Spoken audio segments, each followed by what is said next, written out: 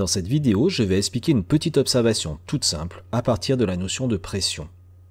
On observe que lorsque l'on bouge une seringue et que l'on enfonce le piston, on arrive à une limite et que quand on le relâche, il reprend sa position initiale.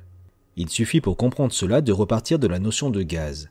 Ce sont des molécules ou des atomes séparés, en mouvement, qui viennent frapper les parois. Au départ, il y a la même densité de molécules à l'extérieur et à l'intérieur de la seringue.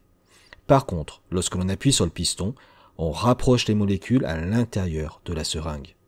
Les chocs sont alors plus fréquents et l'air intérieur repousse de plus en plus le piston, jusqu'à ce qu'il soit impossible de l'enfoncer davantage. Si on enlève sa main, la poussée intérieure étant plus importante que la poussée extérieure, le piston est repoussé et reprend sa position initiale. La poussée par unité de surface est appelée pression.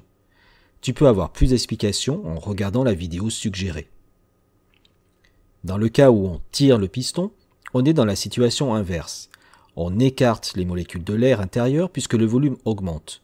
La poussée extérieure devient plus forte et quand on cesse de tirer sur le piston, celui-ci s'enfonce de nouveau pour reprendre sa position initiale. Deux petites remarques pour aller plus loin. Si on utilise une machine industrielle pour pousser sur un piston, on peut rapprocher assez les molécules pour qu'elles s'accrochent légèrement entre elles. Le gaz devient alors liquide et c'est comme cela qu'il est stocké dans des bouteilles dites de gaz. Et puis, la quantité de molécules dans un seul litre d'air est d'environ 300 000 milliards de milliards, ce qui représente un nombre phénoménal de chocs à chaque instant.